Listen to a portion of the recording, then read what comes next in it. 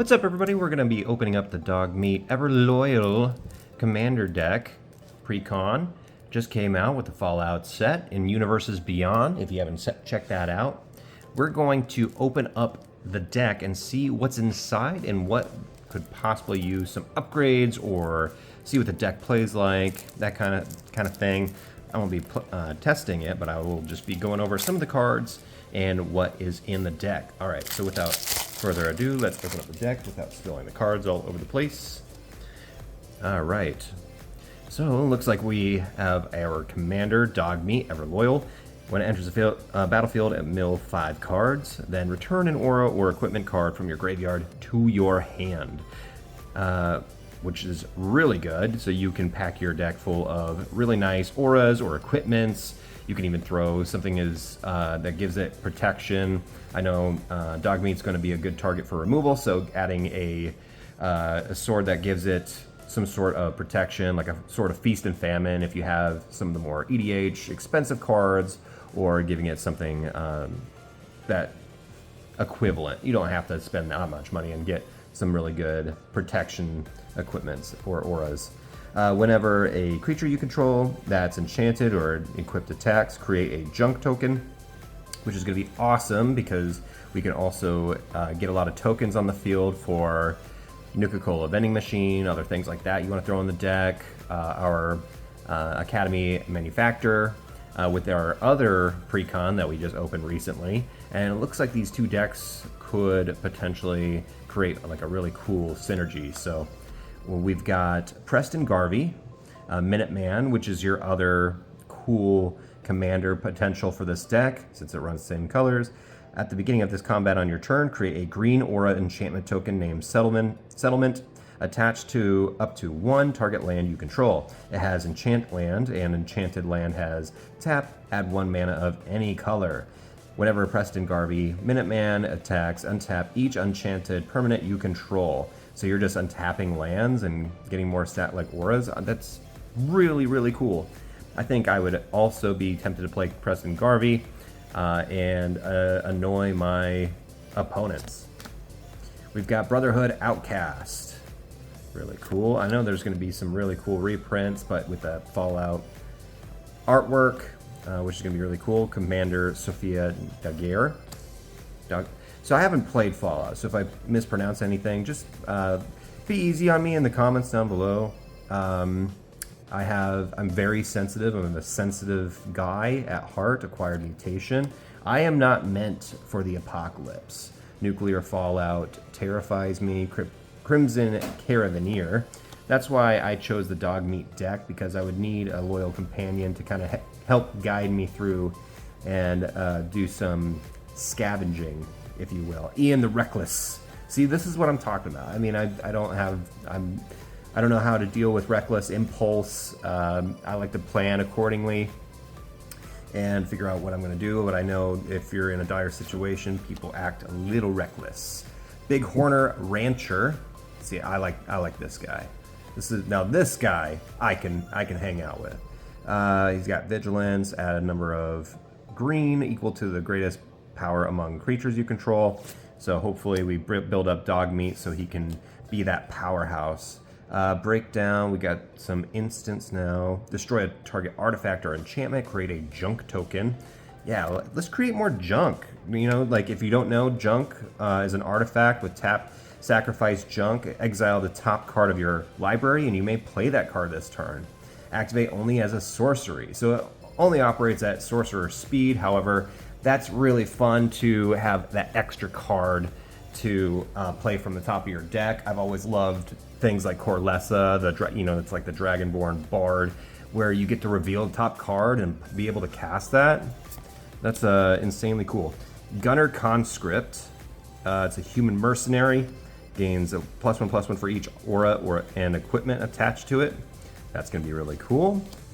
Super Mutant Scavenger. Trample. And when Super Mutant Scavenger, I just love that name. You know, enters the battlefield or dies, return up to 1 target aura or equipment card from your graveyard to your hand. I'm just going to be saying that when I'm doing the dishes or something later. I'm just Super Mutant Scavenger. Well rested. Okay, So it's not, there's some blue skies ahead in this Fallout set. It's not all totally dystopian. You just got to watch your radiation levels, right? Agility bobbleheads. Like it's not, there's not going to be like a certain like Mothman or something chasing you with radiation counters. Add 1 mana of any color, and up to X target creatures you control gain haste until the end of the turn. Can't be blocked this turn, except by artifacts except by creatures with haste, where X is the number of bobbleheads you control as you activate this ability. So you have to, I think in the game you collect bobbleheads. Is that true? Let me know if I should actually give it a shot. And what Fallout game is your favorite, absolute favorite in the series for a newbie like me? Like, I love Magic and I love the style of this set. Silver Shroud costume, all that glitters. Hey, all that glitters. I think that's a reprint. And let me know like which one would be a good one to start out at. I know like New Vegas, I heard, is a good one for a lot of players. Path to Exile again. I like this card. That's an easy add for your deck. Valorous Stance. Target creature gains indestructible or destroy target creature with toughness 4 or greater. Very good. Love the options. Sticky Fingers. Oh, definitely get those boots. Get those boots, man. Abundant Growth. Like, knowing my luck, no one would have my size in the Fallout. Fertile Ground. Rancor. So obviously they're putting some Star Wars cards in the set. I don't know what it has to do with Fallout. I'm obviously kidding. Obviously kidding. We got Squirrel Nest, except those squirrels are a little spooky. I still think they're cute. You know, regardless of the boils or the pea soup colored eyes, I still think they're really cute. It's got Enchant Land. Enchanted Land has tap to create a 1/1 green squirrel creature token. I think that's going to be really cool in some other decks that we have. We have like a Saproling and Chatterfang sort of deck, so check that out. We got Wild Growth, Enchant Land again. A lot of land enchantment. I'll go a little bit faster, but Behemoth Sledge, Arcane Signet. Very cool Arcane Signet, really cool references. What's also your favorite character in the series? Is it something out of this set or this Precon deck, or is it a card that hasn't been printed? I can't imagine. How many characters are there in Fallout? I guess quite a few. Explorer's Scope, Fire Shrieker. Like, I would know a lot more about Resident Evil and can teach you guys. I think I've been following that game series pretty closely. Sol Ring, if you don't know what that does. Codsworth, Handy Helper. Oh, I love Codsworth. I know, I like robots. I love handy robots in game series, so like Borderlands and things like that. I haven't played a lot of video games, but Resident Evil is the one where I was like, I could most likely teach other people about, oh, that's a cool version of the T virus or G virus, pre-war formalware, and I think they would have some really cool. It would be a really cool IP for a Universes Beyond. I would like to have like a complete T virus style deck, like a big zombie generator, or that makes you have zombies that could turn into and like mutate into different monsters that you fight throughout the series. There could be like a Raccoon City deck versus like more recent like Resident Evil 8, where it's like werewolves and things like that. I think that would be cool. Kind of mix Innistrad with another thing like Innistrad. So you got Junk Jet, you got Megatron.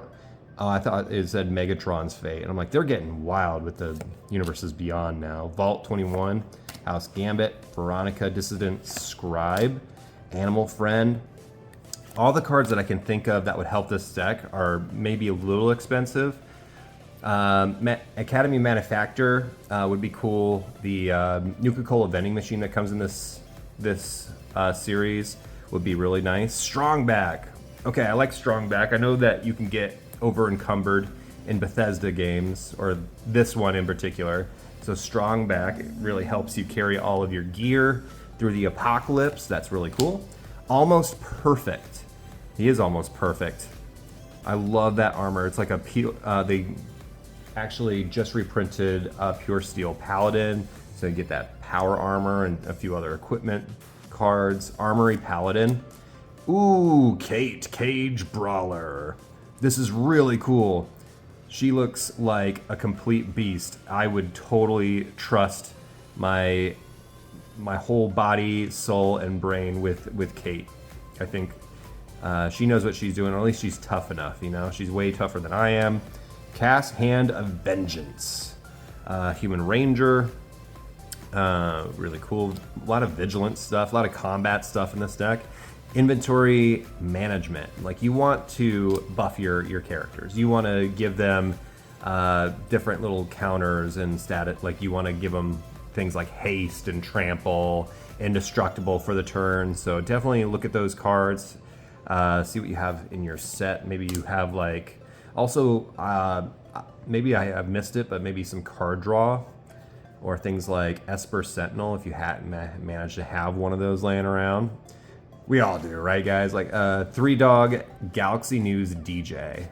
I love DJs in video games. That's how it gets me really dedicated into like or knowing more about the world. I feel like I'm more invested in the world. If you have things like that, like in Grand Theft Auto, I would always flip between the radio channels, and I would get more into different styles of music. Mr. Gutsy. Mr. Gutsy is a robot soldier. Whenever you cast an aura equipment spell, put a +1/+1 counter on Mr. Gutsy. When Mr. Gutsy dies, create a X junk tokens, where X is the number of +1/+1 counters on it. That's pretty cool. I like that. Ooh, a Pip-Boy 3000. Really like that.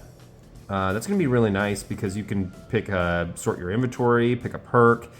It really follows the flavor of Fallout games. From what I currently know about them, is that you do have to do a lot of inventory management, and they incorporated that into the set.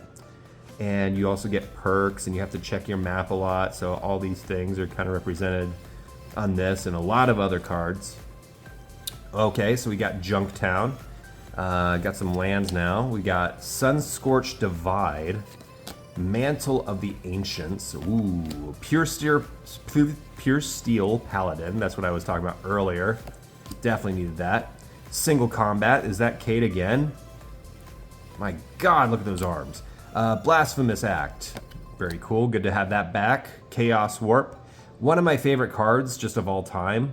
I love giving your opponent some trouble by turning their thing into potentially a worse or better thing. I think that's really fun for everybody at the table, so I definitely play Chaos Warp whenever I play red. Heroic Intervention. Really good. It used to be, whenever I would look up a Heroic Intervention, like a $10 card to throw in any deck, and you want to give your permanents indestructible, and this gives it hexproof as well. So really good, stable for especially if you're new, like a new player. Basilisk Collar, adorable. There he is. There's my Dogmeat. There's my good boy companion that's going to help me out in my adventures. Bloodforged Battle Axe, very cool. And I think that, correct me if I'm wrong, the Caesar deck, which has a lot of great prints in it, also falls in line, like in the spirit of Fallout New Vegas. Is that what it is? Champion's Helm. Equipped creature gets +2/+2. As long as equipped creature is legendary, it has hexproof. There are a lot of great decks out there that just have legendary creatures and things in it. So Champion's Helm, I think, kind of went under the radar a little bit with modern decks, or like EDH, or rating of like 5 or 6. I think that's kind of underrated. Masterwork of Ingenuity. I like that. I think if I had hair, I would do that. The whole mohawk and everything. Beautiful. Canopy Vista. Nice. Green or white. Selesnya. We got Cinderglade, of course, but a new artwork. I love the green and the amber sky. It's really cool. We've got Clifftop Retreat. See, I want to explore more of this world now. I hope you guys comment and let me know what game I should check out. Exotic Orchard, so I can kind of get more invested into Fallout. Because I heard Fallout 76 was a little disappointing upon release. Did it get better? Did it get better the more that you played, or did they make improvements on the game? Rootbound Crag, we got Scattered Grove, Scavenger Grounds, Sheltered Thicket, Sungrass Prairie, Sun Petal Grove, Temple of Abandon, Temple of Plenty, Temple of Triumphs, a lot of temples. Ooh, a Swiftfoot Boots. Just a really good card to have in Commander. Some of these decks have some really cool cards in it. Ash Barrens, Buried Ruin, Command Tower, and maybe you can pick up one of these playmats at your local game store. I know mine had a ton of Fallout playmats to try and get like a themed game night in. Evolving Wilds, got Jungle Shrine, Path of Ancestry, Roadside Reliquary, Rogue's Passage. I have won a couple games because of Rogue's Passage, and a lot of people forgot what it did. And just attack with pure commander damage. And if they didn't have an instant kind of stop that, the game is over for that person. Temple of the False God. Terramorphic Expanse, we got just a lot of staples. Ooh, are all these gonna be full arts? Let's check these out. We got a mountain. More mountains. 2 of each, it looks like. Forests. Oh, look at that. Oh, I love the tree in the background. See, I don't know what relation or what this where this is in the game series, but I'm curious now. I saw the artwork and how the game mechanics were incorporated into the set. I was like, just take my money. Take more of my money. Here, TCG Games. Here it is. Ooh, so this is the etched foil Dogmeat, the Ever Loyal. I really like that. And it's on a thicker cardstock, so you can kind of slide this in as your commander more easily. If you'd, usually I just put my commander in a different sleeve altogether, but I like how they put those in there. It's like, it's way more thick. We've got our tokens now, so we got our junks. We've got junks and soda pop bottles, bottle caps, settlements. So to remember that they're enchanted. Treasures. And I do know the currency is the bottle cap. So you can also use bottle caps, like if you're playing like a themed game, use them as rad counters. You can use them as other little things for your games. Mostly rad counters, I guess. That was the only option that I gave you. Radiation. Really cool. Radiation's kind of cool. At the beginning of your pre-combat main phase, if you have any rad counters, mill that many cards. For each non-land card milled this way, you lose 1 life and a rad counter. So the thing with this is that the Mothman deck actually runs off of radiation as a big part of the strategy. And so if you're going against a Mothman deck, this might actually be more beneficial to Dogmeat than your other players, because you want to mill more cards, and that way you can get your equipments and auras on your allies faster. So I'll take that, and these are just for mechanics and to go on magic.com or something for the rules. And then we also have one more thing. I'm just going to open up our sample collector's booster sample pack. How crazy would it be if you got like a serialized card in one of those sample packs? Has that ever happened in like this game's history? A history of collectors? I know that's got to be like a 1,000,000 to 1 odds, but that would be insane. I just got that one instance of luck in my whole life. So we got another thing. All right, we've got a Viridescent Bog, which is kind of cool. It's a Golgari colors, full art land. And then we've got a full art for single combat. Each player chooses a creature or planeswalker they control, then sacrifices the rest. Players can't cast creature or planeswalker spells until the end of your turn. So you're just like, hey, let's go into a game lobby. 1v1 Rust. Intervention 360s only, you know? That's how we used to settle disputes back in 2009. It was a different time. But thank you for joining me in Dogmeat's Adventure Town, USA, or Fallout, New Vegas, 76, all of them. And I hope you guys also enjoyed the video. Let us know if you would like to see another like breakdown or opening of another deck or set. It's always super appreciated. Please hit that like and just let us know that we're doing a okay job. All right. Who's a good boy?